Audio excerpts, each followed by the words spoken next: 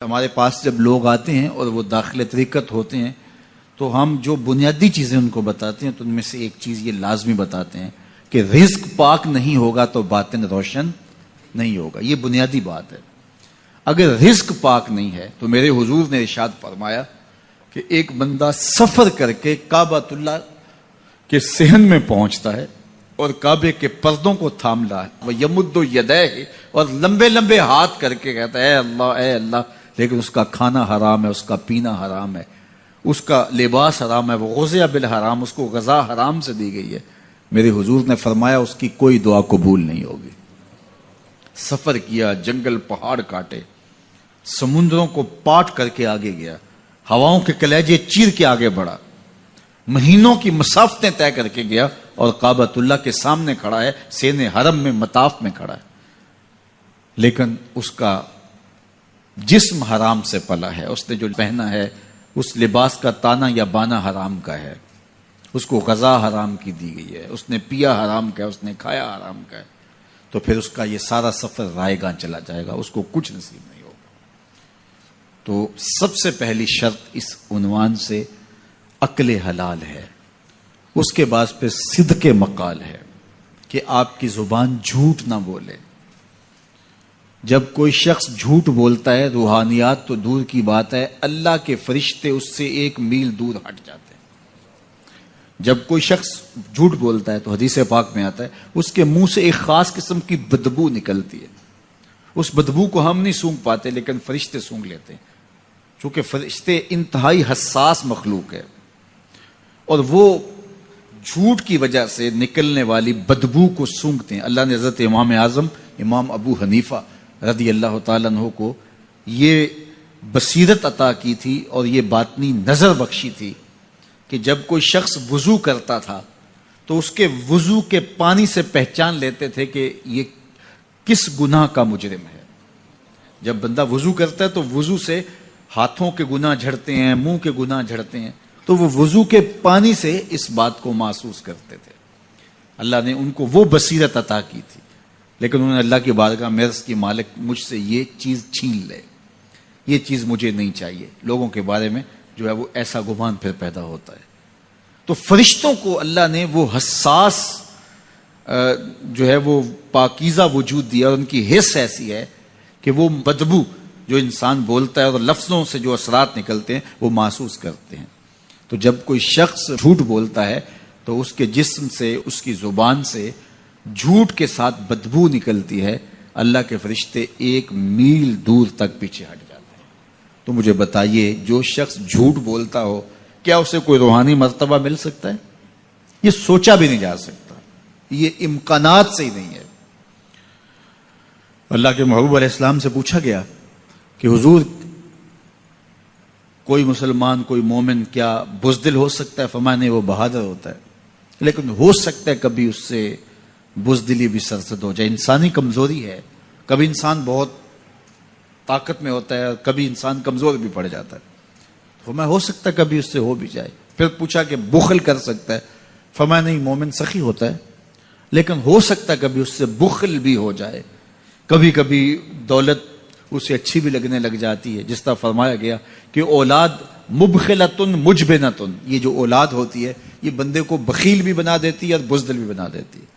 جب اولاد نہیں ہوتی تو بندہ سخی بھی ہوتا ہے اور بندہ جو ہے وہ مشکل حالات میں بھی کود جاتا ہے, لیکن جب اولاد ہوتی ہے تو پھر مشکل حالات میں کودنے سے پہلے سوچتا ہے میرے بچے ہیں یتیم ہو جائیں گے.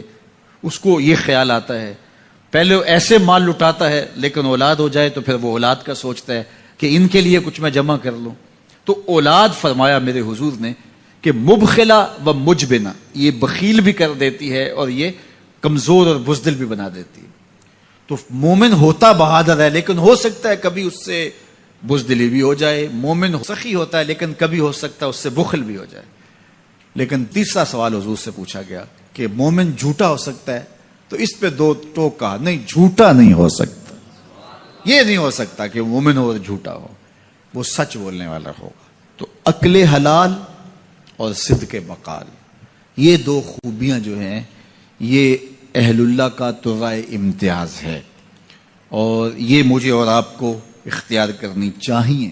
حضرت خلیل اللہ جب وادی غیر ذی زرع میں سیدہ ہاجرہ اور ان کے معصوم نونہال کو چھوڑ کر کے جانے لگے. ایسی وادی جہاں حیوانی وجود بھی نہیں تھا، نباتات بھی نہیں پائے جاتے تھے، پانی کا ایک قطرہ بھی دستیاب نہیں تھا. کالے سیاہ محیط پہاڑ جیسے فولاد پگھلا کے ڈال دیا ہو. وہ وادی جہاں دن کو بھی خوف آئے، وہاں حضرت ہاجرہ نے راتیں بھی گزاری. کتنا دردناک لمحہ تھا. جب سحری کا وقت ہوا، حضرت خلیل اللہ دعائیں دے کے رخصت ہونے لگے. حضرت ہاجرہ سلام اللہ نے آگے بڑھ کے اپنے شوہر نامدار کا دامن پکڑ لیا. تمسکت بعضیالہ، دامن پکڑ کے بولی، میرے شوہر نامدار، اس محیب وادی میں، اس پہاڑوں کے دامن میں جہاں دن کو بھی خوف آئے، نونہال معصوم کے ہمراہ مجھے چھوڑ کے کہاں جا رہے ہو؟ حضرت خلیل اللہ نے کوئی جواب نہیں دیا. پھر قدم اٹھایا تو زوجہ نے پھر دامن پکڑا، پھر وہی سوال، پھر کوئی جواب نہیں آیا. تیسری مرتبہ دامن پکڑا، خلیل اللہ کی جانب سے کوئی جواب نہیں آیا. تو خاتون خود بولی، کیا اللہ کا حکم تو نہیں؟ تو حضرت خلیل اللہ نے کہا، نعم، ہاں اسی کا حکم ہے. حضرت ہاجرہ نے دامن چھوڑ دیا، کہا جائیے، خیر سے جائیے، اگر اس کا حکم ہے وہ ہمیں ضائع نہیں ہونے دے گا. جہاں دن نہیں گزارے جا سکتے تھے، پھر اس خاتون نے وہاں راتیں بھی کاٹی. وہ وادی جس میں وحشت بھی قدم رکھتی تھی ڈر ڈر کے، جہاں پھرتے تھے آوارہ تھپیڑے بادے سر سر کے، جہاں پر گھاس اگتی ہے، جہاں نہ پھول کھلتے ہیں، مگر وہ سرزمین ہے آسماں بھی جھک کے ملتے ہیں. اپنی پاک باز بیوی اور نونہال بیٹے کو چھوڑ کے حضرت خلیل اللہ دعائیں دے کے رخصت ہو گئے. تھوڑا سا توشہ تھا، 2-1 دن کے بعد ختم ہو گیا. پھر ماں کی چھاتی سے دودھ بھی خشک ہو گیا. نونہال پیاس سے تڑپنے لگا. ماں تو پھر ماں ہوتی ہے، تڑپتی ہوئی ممتا کا دل بے قرار ہوا. ایک پتھر کے سائے میں معصوم اسماعیل علیہ السلام کو لٹایا اور پانی کی تلاش میں جبل صفا پہ چڑھی. اطراف میں آسمانوں کی طرف دیکھا، کہیں کوئی پرندے اڑتے دکھائی دیں اور پانی کا نشان ملے اور میں وہاں سے بیٹے کے لیے 2 بوند لے آؤں، لیکن کچھ دکھائی نہیں دیا. تا حد نظر پھیلا ہوا آسمان ہی آسمان ہے اور پہاڑ ہی پہاڑ نیچے دکھائی دیتے ہیں. پھر مروہ پہ آئیں، درمیان میں نشیبی جگہ تھی، وہاں بیٹے کا من موہنا چہرہ دکھائی نہیں دیتا تھا. دوڑ کے گزری اور جا کے صفا پہ گھوم کے دیکھا، کچھ نظر نہیں آیا. ادھر بھی دیکھ لیا، ادھر بھی دیکھ لیا، لیکن ماں تھی. پھر دوبارہ صفا پہ آئی، صفا پہ دیکھا، کچھ دکھائی نہیں دیا. پھر تڑپ کے مروہ پہ آئیں، وہاں پھر دیکھا، کچھ دکھائی نہیں دیا. پھر صفا پہ آئی، کبھی صفا پہ کبھی مروہ پہ. تڑپتی ہوئی ماں کی ممتا، بے قرار دل، ادھر پانی کی پیاس سے تڑپتا ہوا معصوم اسماعیل پتھر کی اوٹ میں. درمیان سے ماں گزرتی ہے تو بھاگ کے گزرتی ہے کہ بیٹے کا من مونا چہرہ بھی نگاہوں کے سامنے رہے. ذرا منظر تو دیکھو کتنا دل آویز ہے. اللہ اکبر، سینوں میں پتے پانی ہو جائیں، پتھر بھی ہو تو پگھل جائے اس زہرہ گداز داستان سے. لیکن اللہ پر توکل اور ماں کی بے قراریاں، کبھی صفا پہ کبھی مروہ پہ، زبان پہ شکایت نہیں ہے. پھر جب مروہ پہ پہنچتی ہیں، 7 چکر مکمل ہو گئے، تو ادھر کیا دیکھا کہ معصوم اسماعیل ایڑیاں رگڑ رہا ہے. ماں کا دل ڈولنے لگا کہ بیٹا آخری لمحوں میں. دوڑی کہ بیٹے کو جا کے اپنی چھاتی سے چمٹاؤں، ہو سکتا ہے 2 قطرے دودھ کے اس کی زندگی کی آس بندھا دیں. تو ماں دوڑتی ہوئی آئی، لیکن جب قریب آئی تو منظر بدلا ہوا تھا. معصوم کی ایڑیوں کے رگڑنے سے تازہ چشمہ پھوٹ رہا ہے. پانی ہے کہ بے قابو ہونا چاہ رہا ہے. آگے بڑھی، جلدی جلدی مٹی کی منڈھیری کرتے ہوئے کہا، زم زم، رک جا رک جا. اللہ اکبر. ہاجرہ سلام اللہ علیہا نے حضرت اسماعیل کی محبت اور اپنے رب پر توکل کی انوکھی اور البیلی داستان رقم کی. کہا، ہاجرہ تو نے بھی حد کر دی، لیکن قیامت تک تیری راہوں کو بھی جلوہ گاہ بنا دیں گے. یہاں نبی بھی دوڑیں گے، ولی بھی دوڑیں گے، غوث بھی دوڑیں گے، کتب اور ابدال بھی دوڑیں گے، شہنشاہ بھی دوڑیں گے، کج کلا بھی دوڑیں گے. یہ دوڑنا ہم عبادت بنا دیں گے، حتیٰ کہ امام الانبیاء بھی ان راہوں کی سائی کرتے رہے.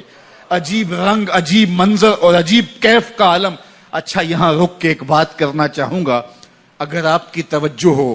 جہاں حضرت ہاجرہ دوڑی اور ان کے مبارک قدم وہاں لگے اور لگ کے ہٹ گئے، عارضی نسبت ہے، مستقل نسبت نہیں ہے.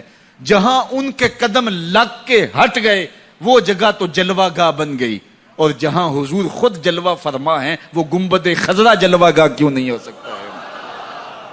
اب یہ پانی جہاں حضرت اسماعیل کے قدم لگے، یہ پانی دنیا کا عظیم ترین پانی ہے، اور پھر اس کا پروٹوکول یہ ہے، اس کو کھڑے ہو کے پیا جاتا ہے۔ یار یہاں بھی روک کے ایک بات کہہ دوں، حضرت اسماعیل کے قدموں کو چھونے والے پانی کا پروٹوکول ہے کہ اس کے لیے کھڑے ہو جائیں، اور حضرت اسماعیل مسجد اقصی میں جس کے پیچھے کھڑے ہو کے نماز پڑھتے ہیں اس امام کے لیے کھڑے ہو کے مصطفیٰ جان رحمت پہ لاکھوں سلام پڑھ لیں تو اس میں شرک کہاں سے آ جائے گا؟